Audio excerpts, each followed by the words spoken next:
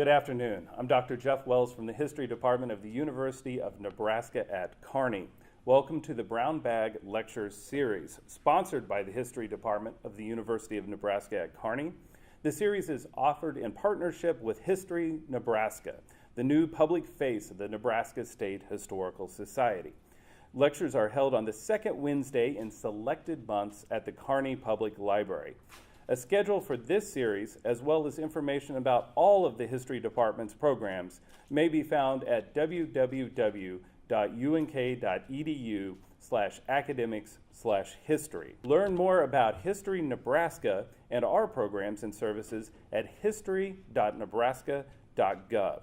If you are not already a member of History Nebraska, I encourage you to join.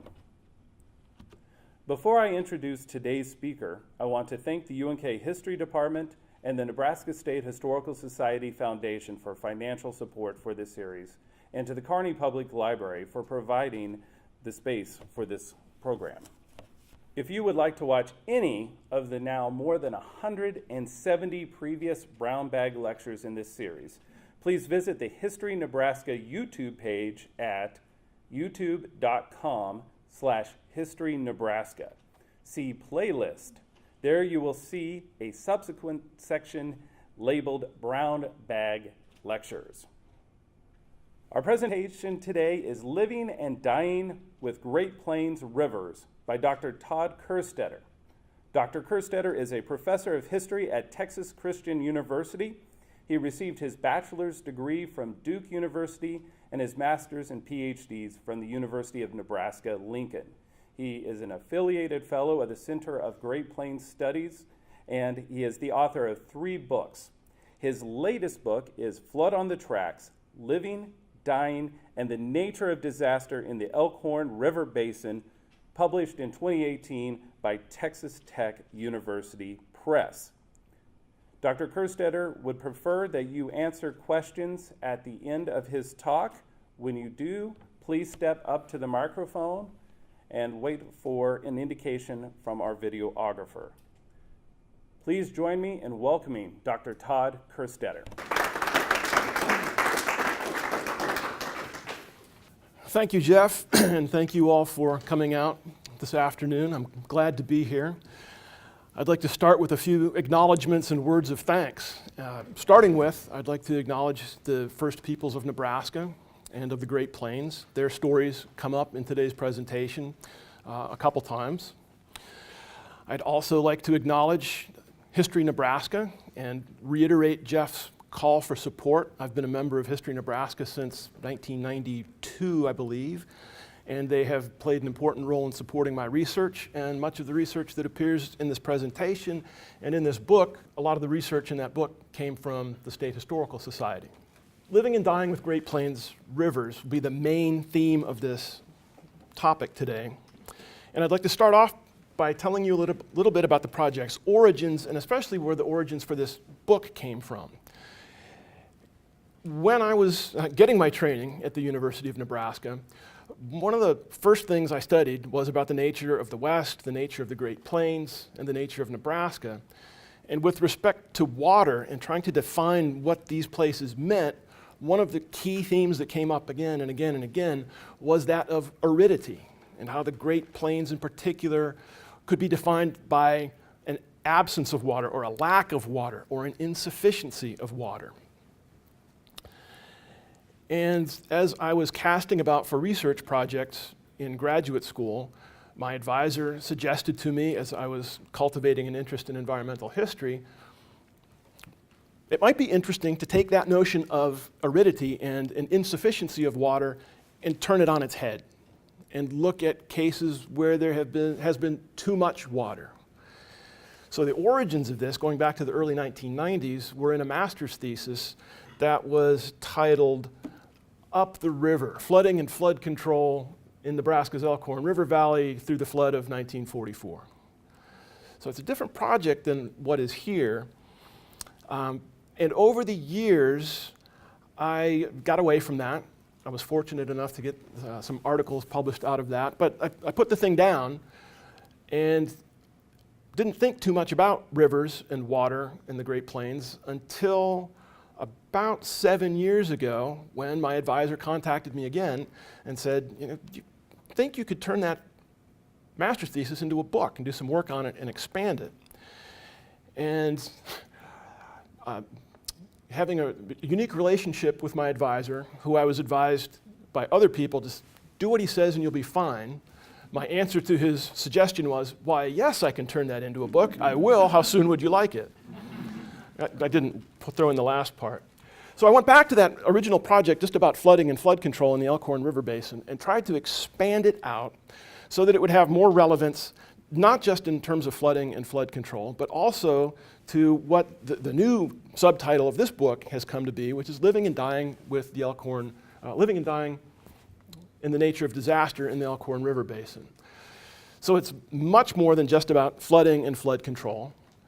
It's more about the nature of plains, rivers, and waterways, and about how plains, rivers, and waterways have organized life, disorganized life, affected culture and society, and in turn been affected by them.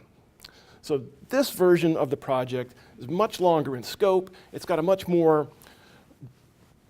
dialectical nature to it. There's a dialogue in there between people and the landscape that wasn't really there in the first incarnation.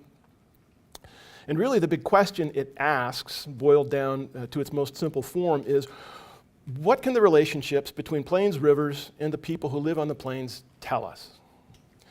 And for the purposes of this presentation, a lot of my stories are out of the book, which come from the Elkhorn River Basin, but I've tried to open that up more to talk some about the Missouri River and the Platte River and make this more generally speaking a plains topic.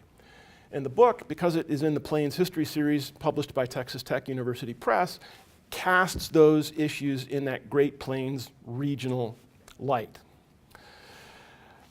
And the title I'll make a mention to is a reference to a Bob Dylan album called Blood on the Tracks.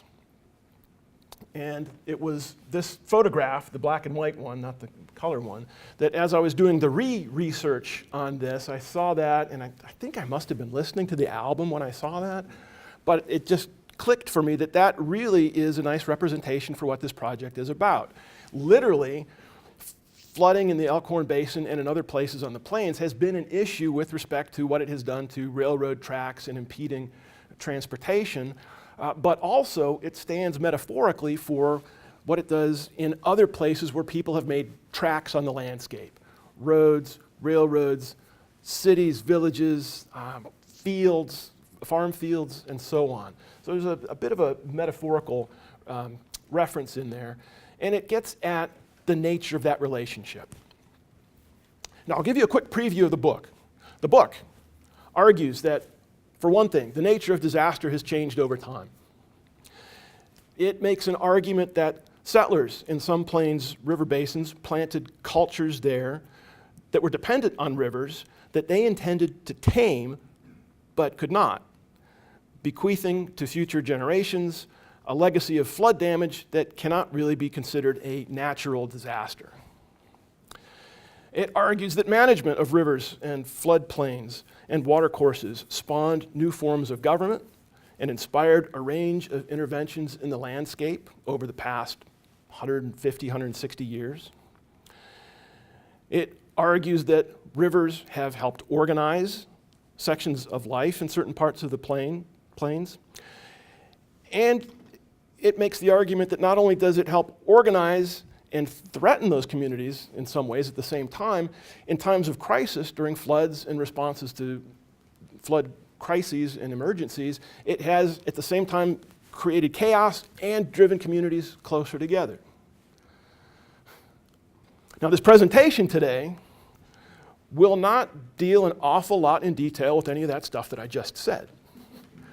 What I'd like to do instead, this is lunchtime here in September of 2018, and if you're watching this on TV or on the computer, I don't know that you want to hear that argument by argument presentation, because as interesting to me as floods are and that they deal with water, they can be awfully dry.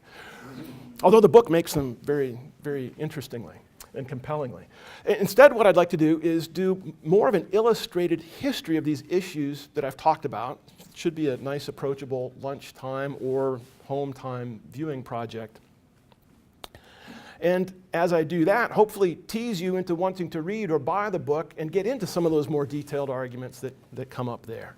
So that's what we're about. And again, most of the stories will come from evidence I gathered in the Elkhorn River Basin, but it frequently will apply on a bigger scale to the Great Plains. So let's move into the first part. Start with the good news, living with plains rivers. And I set the parameters on this project different ways at different times. When I first started this project, it was difficult for me at the time to find sources about Plains Indians and what was going on before settlers from Europe and the United States showed up.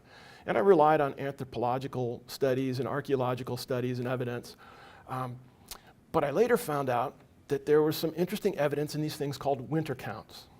And a winter count, this is an example of one here, it's at its most basic, I think, maybe best thought of as a calendar recorded in pictographs by Plains Indians. Frequently they were put onto a bison hide. At other times in history they were put on canvas or other materials.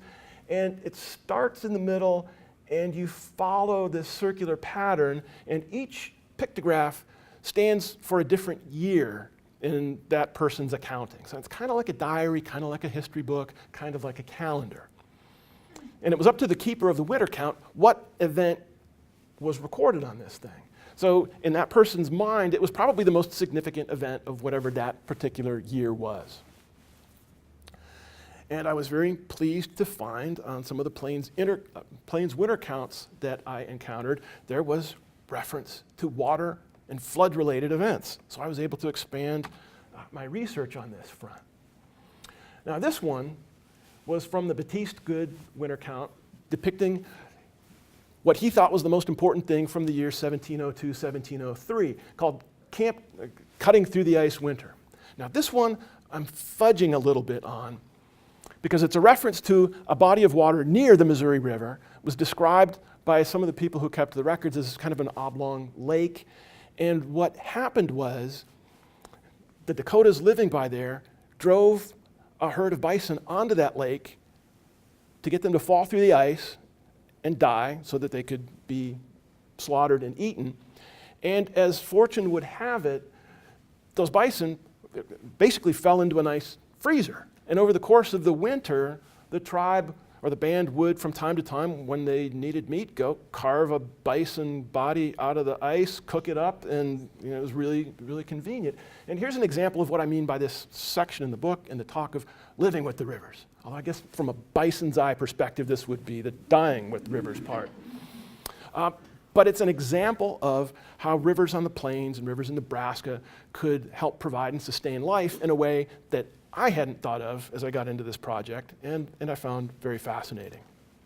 So there's one of the positive things that a river could do. And this one fits a little bit better with the spirit of the talk. This is, again, the same winter count keeper from the year 1771, 1772, and this one has been labeled Swam After the Buffalo Winter. Now, in this case, wherever Baptiste Good's people were living, which is somewhere near the Missouri River, there had been bison who had, one way or another, fallen into the river and died or were struggling, and members of the tribe would swim out, grab them, pull them in, and eat them. So in a way, here's the river providing sustenance in a way that I hadn't thought of, and is one of the benefits of having rivers on the plains.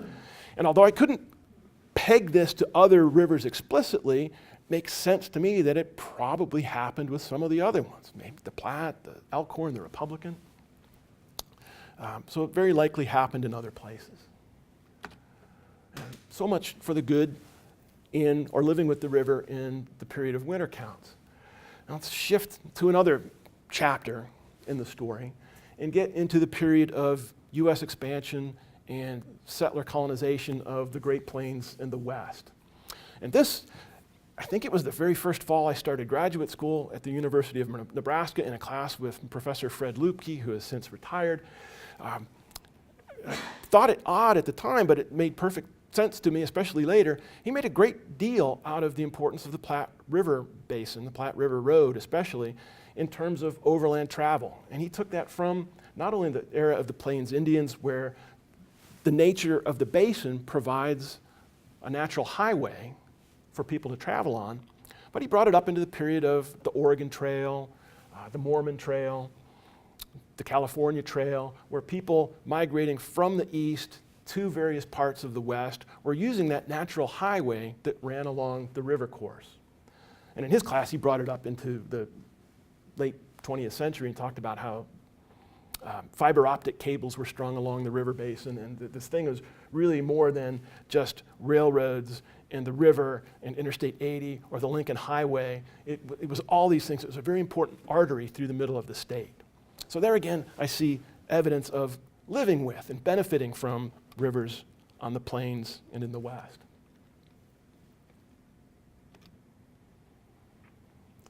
Now this gets a little bit more specific.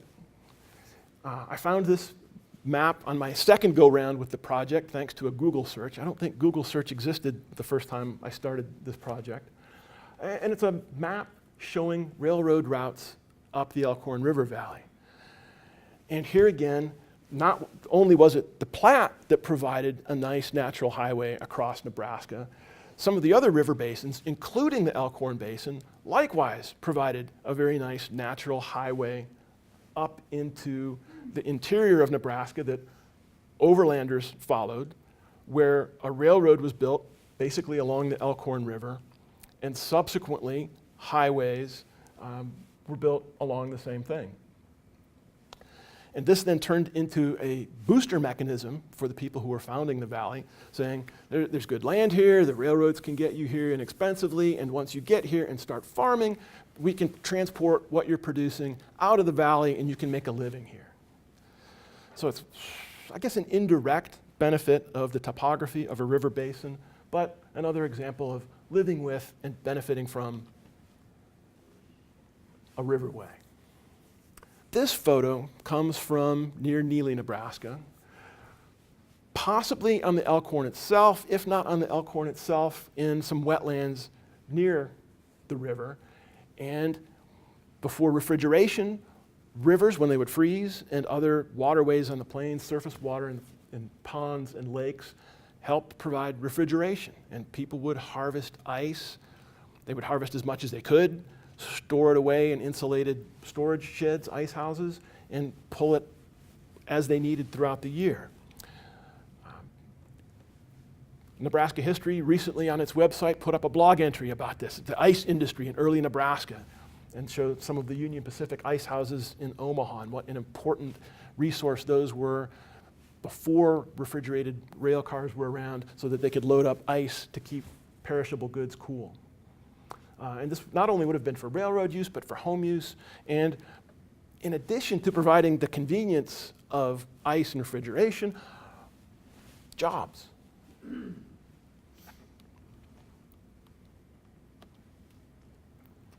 Probably the best example I found of the benefits of living with rivers, and I'll give you a preview, this is also one of the biggest problems with them as well, was the benefit that people saw in harnessing their power to do work, and especially in processing cereals and grains and other things so that they could be used by the folks who lived there and had harvested them, and also so that they could ship them out and make money from them.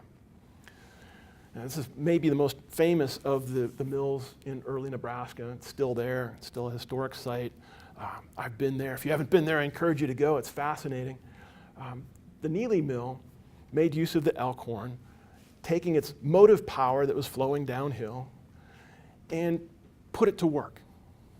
And you can see evidence here in the foreground of the mill dam, which was designed to back up the water and create a head of power so that this water coming up to here as it fell down would generate power and turn machinery that would reach up into the mill and in turn grind grain and turn it into flour. There were other examples of other kinds of mills up and down the Elkhorn Valley and in other river basins around the state. And I'll come back to those in a moment. But this was a really important way to put a natural resource to work and benefit from it. The downside to it, I guess, will come in the second half of the lecture, in that you're dealing with a riverbed that wasn't ideal for building a dam.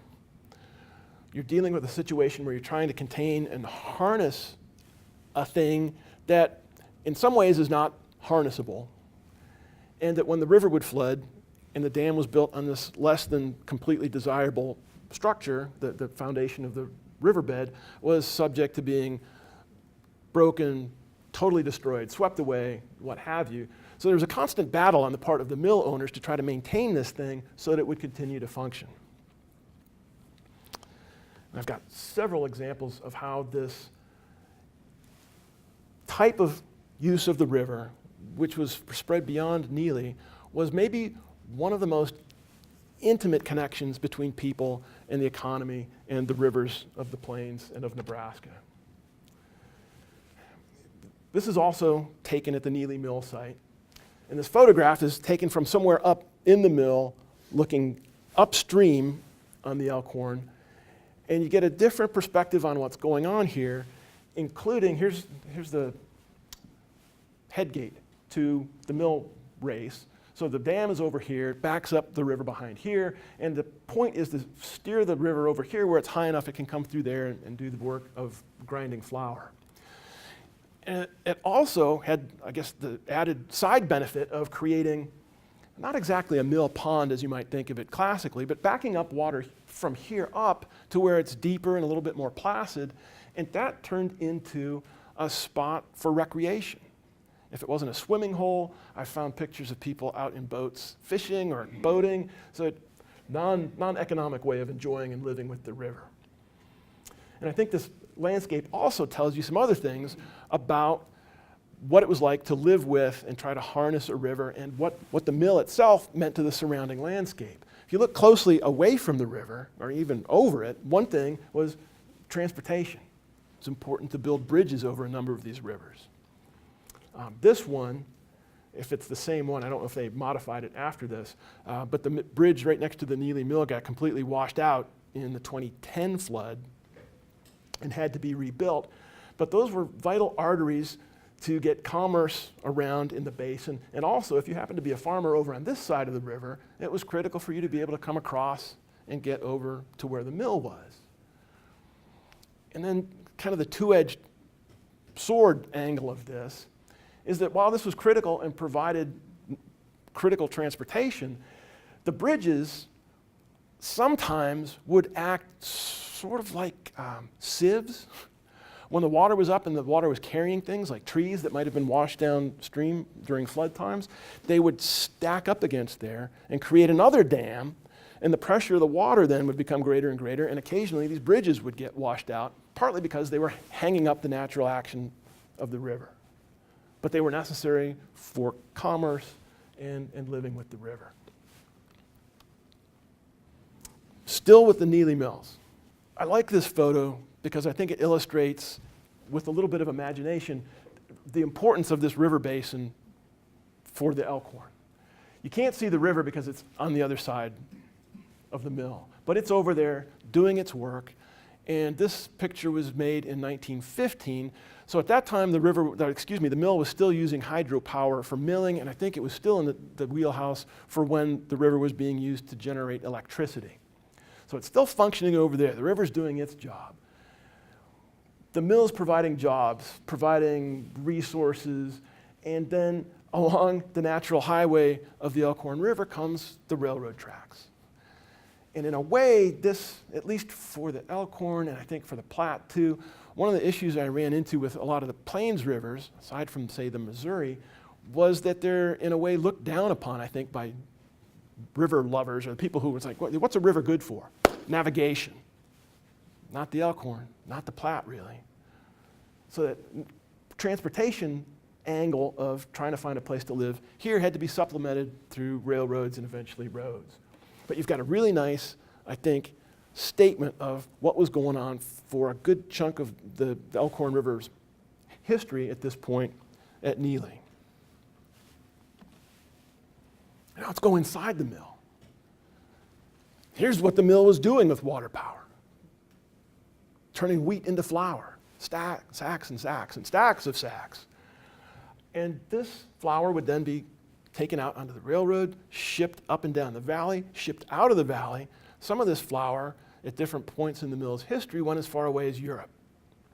So this was taking the power of the river, turning it into something useful, and helping the people of the Elkhorn Basin make a livelihood by shipping agricultural products around the country and even around the world. And we looked a while ago at the ice cutters who were making a living from the river, at least part of the year, maybe supplementing a living by cutting ice during parts of the year. These are the guys who worked at the mill. So there was a wage labor livelihood to be earned thanks to the power of the river for a good chunk of time. So as I went back and re-envisioned this project, the notion of living with the river and not just being a matter of, okay, there were these floods and it caused destruction from time to time. And I realized that was a shortcoming in the original version of the project, but it's a much deeper, broader relationship than I had looked at, and these kind of photos helped me to realize that. And then I ran across some newspaper advertisements put out by the light department of the Neeley Mills. And once the mill had expanded its repertoire beyond just milling grains and processing cereals and started producing electricity, it was, in a way of thinking about it, taking the power of the river and not just turning it into agricultural products, but also taking power and running it through wires into the town to light homes, to power vacuum cleaners, to make life in a way easier. People who are doing housekeeping could take that power coming literally right out of the river into their homes and experience an improved, I guess, easier lifestyle than they had prior to this. And it wasn't just vacuum cleaners. It was electric irons. It was light bulbs. And not only was the mill providing electricity for those things, it set up a store, so it sold electric appliances and light bulbs and things to supplement the income it made from doing the regular work of milling. And that lasted up until late in the teens, maybe 1920, I think was the last moment when the Neeley Mills was actually using water power. And at that point, it converted over to other forms of power, continued milling well after that.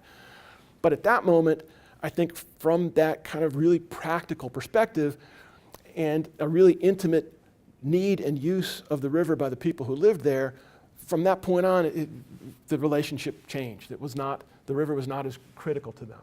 And I think that would repeat itself in a number of other basins around the state. So a more fun way of thinking about living with the river. I'm not sure what goes through your mind when you take a look at this scene. The first time I saw it, and I haven't been able to shake this from my head, I see a couple, maybe on a date, in the canoe, a romantic full moonlight paddle on the Elkhorn. And it didn't even look to me like the Elkhorn. I had to look at the caption on this to see, oh, that is the Elkhorn, I'll be darned. Looks almost like a lake.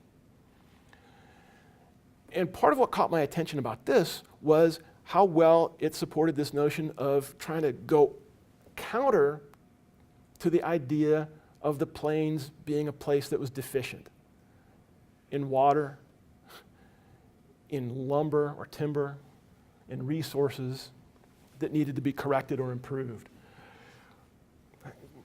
This doesn't seem to show an image of deprivation or insufficiency. It seems to show plenty of water that can be used maybe recreationally, maybe romantically, and a much more romantic, welcoming image of the plains. Now, take that with a grain of salt, I guess. This was made probably for export from the basin. People probably weren't buying this postcard and just taking it home with them. They were shipping it out elsewhere. So it might have been part of an effort to remake the image of the plains to people who were out somewhere else and getting this in the mail and said, hey, it's not so bad. I could see living there. And this is my favorite of all the photographs I found related to living with the Elkhorn River Basin. This photo was taken somewhere between 1905 and 1912, as far as I could figure out.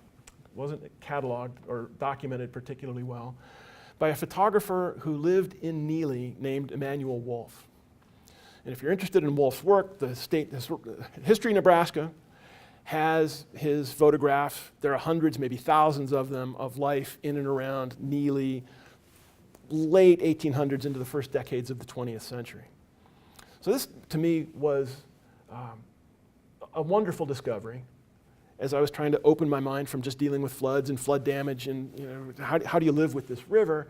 And here are children playing in it. It could be at times this benevolent, I guess, if you want to attribute agency to a river, benevolent thing that was not only providing livelihoods, jobs, converting grains into flour, but also a place to go hang out and play. And I also liked how this offset some of the grisly and devastating information I found about the horrors of flooding and the dying part of it. Here's life. And here is a river that is so docile that children are playing in it, and their mothers or caretakers are pretty much relaxed, standing there, and it's a fun day out and a way to cool off in the hot Plains, Nebraska summer. Now for the bad news, or shift gears to the other side of that story and the other part of what I want to talk about today, dying with Plains rivers. And I decided last night I needed to put an asterisk here, because I'm not just going to talk about dying and death. I mean this in a broader sense of kind of like I live and die with the Huskers. And in a way, the downside of living with the river. In some cases, yes, it involves death and destruction. In other places, it's disappointment or hassles. And I couldn't come up with a better word than dying, so I gave you an asterisk to let you know there's a little bit more to this. Or, building in a floodplain is like pitching your tent on a highway when there are no cars coming. I've had that quote with me for a couple decades now. It was from the Association of State Floodplain Managers, I think. And in a way, it gets us thinking about, well, the river basins were really important. They're natural highways. It's a place to put a railroad or a road or a mill or a city. But there's a downside that comes with that. And let's go back to the age of winter counts, because like anybody else, Plains Indians experienced both the upsides and the downsides of living in proximity to rivers and surface water on the plains. And back to our acquaintance, Baptiste Good, from 1712, the event captured in his winter count 4 lodges drowned, 4 teepees of people killed. This was a pretty unusual occurrence as far as I could tell. Some of the earliest accounts, and looking back to those anthropological and archaeological records that I looked at, indicated that most of the Plains Indians in Nebraska typically didn't put a lot of structures or really valuable things into the river plains. They farmed there and pulled stuff out. They traveled there. But usually, it seems, their stuff was out of the floodplain. But occasionally, and here's upside and downside, the river basins were a nice place to shelter in the winter. Oftentimes they're out of the wind, at least a little bit. If there's lumber there, you've got wind shelter from those. They've got lumber, where on the plains you might not see trees for large distances. So they're sheltered and they're a store of resources, so it makes sense that you would go stay there in close proximity. But in this case, I believe the story was an ice jam had backed up, I think it was the Missouri in this case, and it broke suddenly and created a flash flood, and these folks had been camped there on the river, on the floodplain, and got swept away and killed.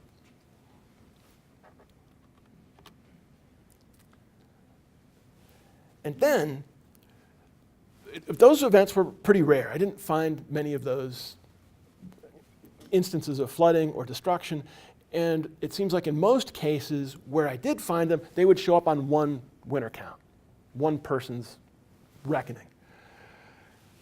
1825, 1826, there must have been a doozy of a flood on the Missouri because it shows up on 4 or 5 or 6 different winter counts. So different people keeping records noted this thing that happened in 1825, 1826.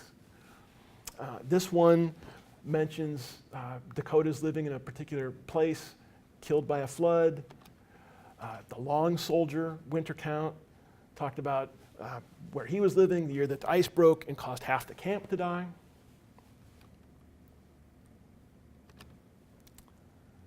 Baptiste Good, again, also recorded 1825, 1826. Many Yanktonites drowned. In a way, this drove me nuts. How many? Where? You kind of have to do some filling in here. But that's the nature of the sources. And then, here again, making a gentle transition into age of winter counts, into age of U.S. expansion and settlers coming onto the plains. Those river basins and those river valleys that provided really wonderful transportation routes also had some downside because they were so close to the transportation routes along the rivers. The first written account I found of a flood in the Elkhorn Basin came from 1823. German nobleman on vacation traveling around the plains noted that there was a terrible thunderstorm along the Elkhorn Basin, brought the river up, and he had to stop. He just had to sit still and hang out until the river went down because he couldn't cross it, couldn't get around. He also noted, and this is one of the first written sources I saw, somebody from the outside commenting on how did Plains Indians live with the river and flooding. He noted that the Indians' crops didn't seem to be harmed. They'd farmed, however, so that the storm itself didn't harm them, the flood didn't do particular damage to them, and their dwellings didn't seem to be harmed. So that was one of the hints I had that maybe there's something different about how Indians were living with Plains rivers, but he wasn't terribly complete in his account. One of my graduate students, who is an aficionado of Mormon history, ran across an account from 1851 where some of the Mormon overland travelers on their way to Salt Lake City were held up for about a week by a flood on the Elkhorn River. They were coming down the Mormon Trail along the Platte River, and where they got to the point where the Elkhorn comes into it, again, there'd been a flood, and they were stuck for about a week, where they had to go find high ground, and some of them were very nervous that as they occupied this high ground, they could still see the river coming up. It got axle deep on some of their wagons, which gave them a start. And there were records that this traveling party of the Elman Babbitt party not only had to deal with the flood, but the flood and where they had sought shelter turned out to be kind of dangerous, because what the flood did as it came up was drive stuff, other people, animals other than the Mormon party, up to high ground. And there were complaints and concerns that there's a rattlesnake climbing up the axle. There's a rattlesnake in the bed of our wagon. And I was pleased to see no one was bitten by any of the snakes, but they were not only concerned about the flood, but yikes, other creatures are seeking the high ground as well. And it could bring, at this time period, travel to a halt. Moving a couple decades ahead with the placement of the Transcontinental Railroad along the Platte River Valley, this might have been the same crossing where Elman Babbitt was. There was a bridge across the mouth of the Elkhorn, and after a particularly rainy spring and summer, there was a train making its way west along the Platte Valley. It came to this bridge over the Elkhorn, and the river was up, and the engineer apparently decided, well, we'll try it, and started edging the train out onto the tracks and got the engine, the tender, and I think the first car out onto the thing, and it went in. So there on its face, okay, transportation tragedy, a train derailment, big problem for the Union Pacific. But I found this particular story really interesting. thinking about things on a bigger level, because that third car was the so-called California Aquarium Car. And I've been killing myself trying to find other references to it, but it just is labeled this way in the news accounts I found here. And what was in the California Aquarium Car was a bunch of tanks of fish and other aquatic creatures. And the flood and the train derailment dumped the tanks in the car into the river. And that stuff in the tanks went out into the river. And for some of those critters, that turned out to be bonus. And some of the people in Omaha, as they were commenting on this in the newspaper, said, hey, the Elkhorn's been stocked with fish for free. Yay, we benefit from this. So in a way, maybe this belongs in the first part of the talk, living with the Plains rivers. But there was other stuff that didn't fare so well. There was a mixture of both fresh and saltwater stuff in there. And the lobsters and the oysters and some of the eels, I think, probably hit that fresh water and adios. But I think this is a really interesting story, and it's like, who would have thought something weird like that would happen in trying to do an environmental history of a Plains river, that you get lobsters dumped in there because of a train derailment caused by a flood? And beautiful story to have in the book. There's more details about the species and so on in the book, so there's another reason to go out and say, oh, what's left to this mystery? And that wasn't the end of it. I did find a few years after that, somebody had a record of having caught a really big salmon in the Elkhorn. Again, I haven't been able to verify that, and I've been trying to find out, it should be easier than I guess I've made it. Are salmon native to the Elkhorn? I don't think so. So the speculation was, when the person caught this, was like, oh, here's one of the survivors from the California Aquarium Car, which is, I'm convinced if the records are out there, that's another good story, because it was people in California who wanted to have some of their old familiar seafood, I think, and species trucked out there so they could cultivate them there and have access to them. So it's an interesting way to think about what might be going on in terms of reshaping and remaking the California environment.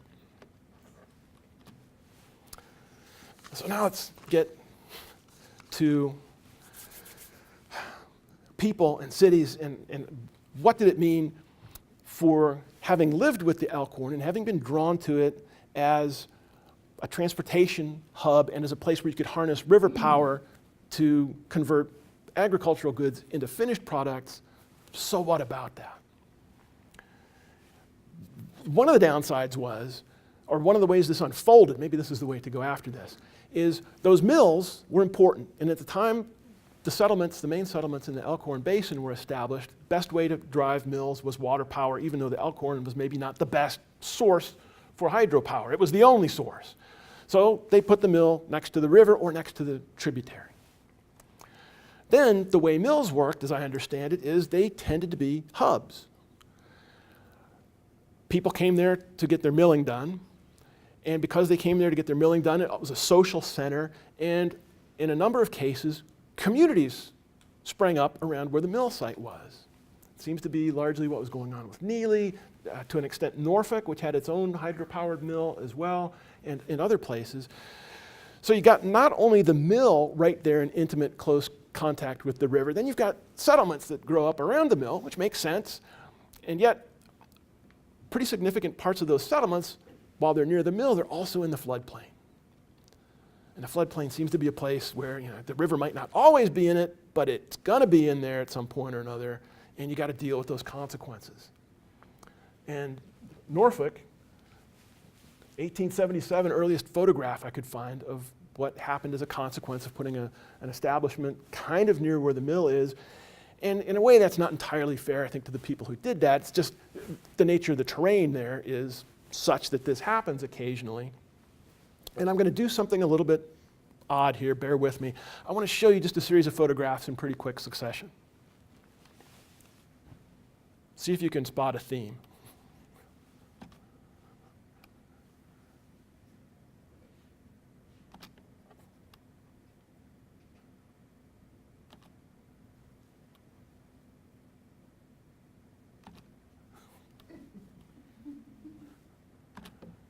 And the book cover.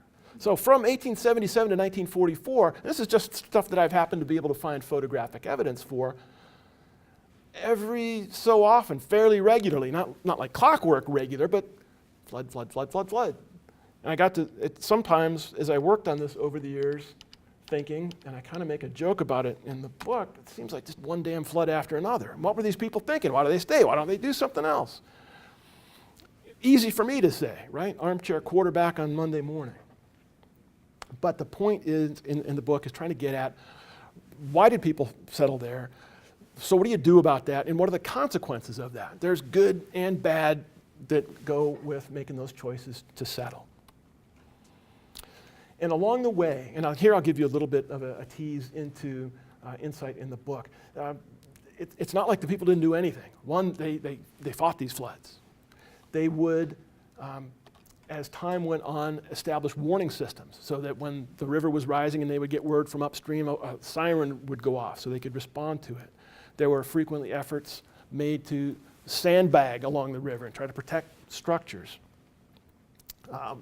evacuate where necessary. And people made all kinds of interesting adaptations to what happened when the water came up, starting impromptu ferry service or going to help people in boats. We see this now when there are floods. By the time you get into the late 1800s, early part of the 1900s, they also started to respond on a more organized level in trying to prevent the floods. They formed drainage districts, for example. And that was one of the things I was making a quick reference to when I said the book argues this, that, and the other thing. In some cases, living with nature spawned new types of government or new governmental entities. Drainage districts are one, designed to try to facilitate drainage. And they did interesting things to the river.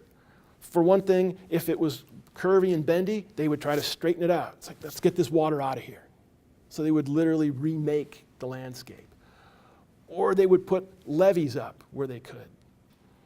But for the first, into the 20th century, early 20th century, a lot of that was done on a more or less piecemeal or ad hoc basis on a local level.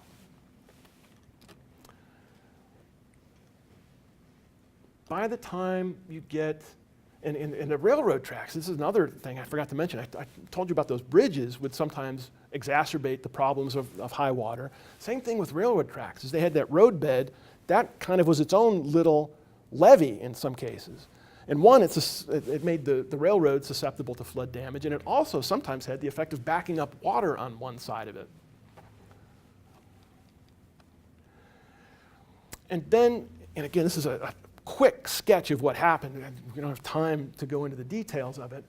But by the time you get to these floods of 1944, and if you remember, that's where I cut off the original project, because the flood of 44 in the Elkhorn Basin was, at least according to the papers and the stuff that I read, the worst to that time. Biggest ever. By the 40s, and if you go back even into the 30s, you start seeing not only those drainage districts getting involved, state governments starting to get involved, and by the time you get into the Franklin Roosevelt years, federal government agencies like the CCC or maybe the Works Progress Administration doing some projects or helping out with them.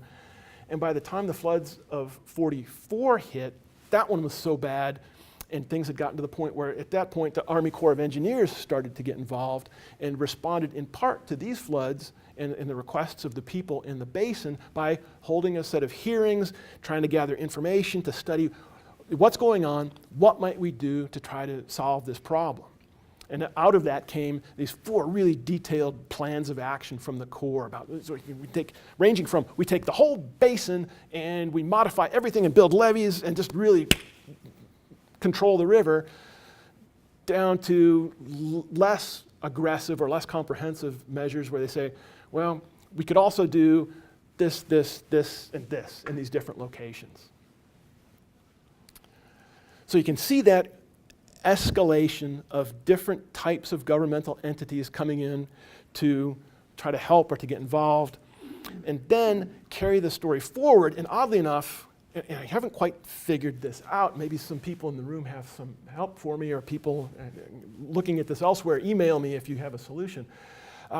Those recommendations came out roughly in 44, and then a lot of time passed until any of those things were put into place. But eventually, some were done in the 40s, some in the 50s, some in the 1960s. Some of those projects did get put into place as continued flooding, one damn flood after another.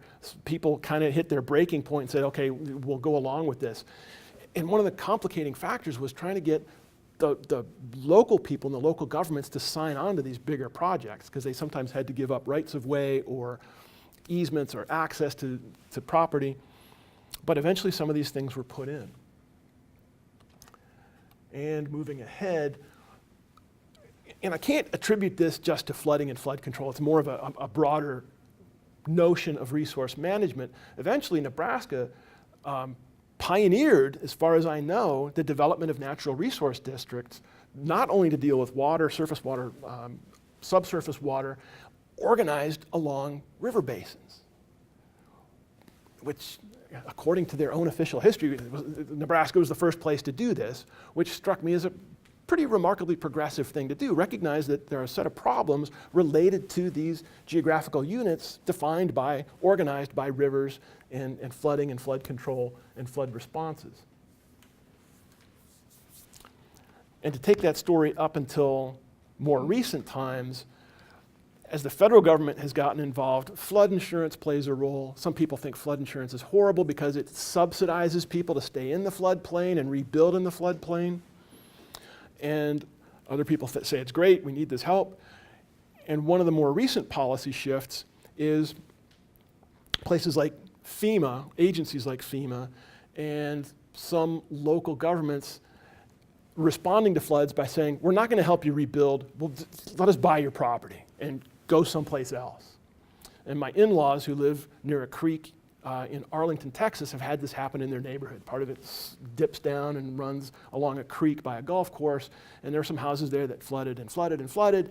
And this is still in the plains, by the way. I know I've jumped to Texas, right on the edge, I guess. But what happened was, finally, after I don't know how many floods, they got bought out, and they just razed those houses, and it's green space now. And that seems to be the response that there's, I think, a growing wave of interest in that, saying, look, it's the floodplain. Best thing we can do is get out of here and let the river do what it does, where we can. So let's take this back to the barn, bring it home, however you want to put this. I promised in the title we'd go from the age of winter counts to the age of climate change, or as was on the very first slide, the age of the Anthropocene. So what's going on now? One of the reasons I went back to this project was because of two really bad floods that happened in 2010 and in 2013. And it seemed like this notion of flooding, one, hadn't gone away, and it, in some ways, almost seemed to be getting worse. The flood of 2010 in the Elkhorn Basin knocked the flood of 44 off the throne of being the worst ever. Supposedly, the flood of 2010 now is the worst ever in that basin, based on stream discharge, based on damages done, so on and so forth. And then there was also that year a pretty horrific flood that started in Colorado, and it was worse in Colorado than it was here. But based on what I've seen, that flood water flowed downhill into the Platte and came through here. And at Kearney, as I understand it, the Platte hit flood stage, and it was measured up to Columbus, which was unusual for the Platte. So that started raising some questions about what's going on. And I ran across, I didn't put it up here, it's in that title slide, the notion that some people have that we're in an age now that they're identifying as the Anthropocene. An age in which people have the ability to change the world in a way that is remarkable and notable, and that humans might be the most important thing changing the earth now. And it's related to climate change. The climate change, or people who identify that say, this is one example of being in the Anthropocene. We're burning up so much fossil fuels and doing so many things to the environment that it's warming the planet, it's warming the oceans, and we're seeing the weather cycles go into extreme modes. And I can't draw a straight line from that notion to what's going on in these floods. But projections are that if things keep going the way they are, this mid-continent weather cycle, which is extreme to begin with, is being goosed into even more extremes. And if that's the case, the projections are there will be longer, worse droughts, and on the other end of that extreme, more extreme precipitation and rain events. So we might be looking at that. So that's coming into this age, and it seems, it struck me as worth commenting that at least as of today, the worst flood in the history of the Elkhorn Basin was the 2010 flood. Maybe it's because of the nature of the weather pattern. It also has to do with there are more people, there's more stuff in the floodplain, and so on. So it's more complicated than just one thing. But I guess that's the way history is typically. This one is just upstream from Norfolk. If you can imagine, there's the river. Norfolk's kind of back over to the right. And here's where there was an example of real dying in one of these floods. There were 3 guys who worked for this railroad out inspecting that bridge to see if it was safe to use when the thing went down, and one of them didn't get out. This is a shot of the Platte entering somewhere near the Colorado-Nebraska border in that flood of 2013. So that brings us to a pretty complete summary of the ideas in what's in the book and a pictorial, illustrated walk through some of the big themes in that. I'd like to close my portion of the comments now and leave some time for questions or comments if you might happen to have some. I was wondering, since thinking about the Platte River being fed by snowmelt, especially same with Missouri, it seems one of the things that's unique about the Elkhorn is that it is fed, by tributaries and different streams. And I was wondering, in that sense, if there's been efforts to try to control those tributaries to prevent flooding in the Elkhorn, or any kind of regulation of those tributaries feeding into the Elkhorn River. Absolutely. And so as I understand it, the Elkhorn starts with springs and then eventually picks up water as it's added from runoff. And I think the easiest answer is what happens on those tributaries is a microcosm of what's gone on with the river itself. There have been efforts to straighten them or eliminate them so that they don't flood as badly, or in some places to try to impound some of the water. I think up by Pierce, there's a place where they put in a reservoir. So yes, there have been attempts to deal with the water coming in from the tributaries and ranging from dams to diversion channels. Norfolk has a great diversion channel where it's the North Fork of the Elkhorn that feeds into the main stream, and they've got a system rigged up where when it's bad, they can just steer a bunch of this water into this massive ditch that kind of goes around the outskirts of town. And that was one of the projects that was recommended by the Corps and took for a long time to put up, but they finally bit the bullet and did it in the 60s. And I think it was the year after they got the thing done that they got hit by a flood, and it worked perfectly. So sometimes these things work out really well. And yes, going back to your question, the tributaries face some of the same problems. And if there have been drainage districts formed just on some of the tributaries. Thank you again for your attention, and now I'm really done.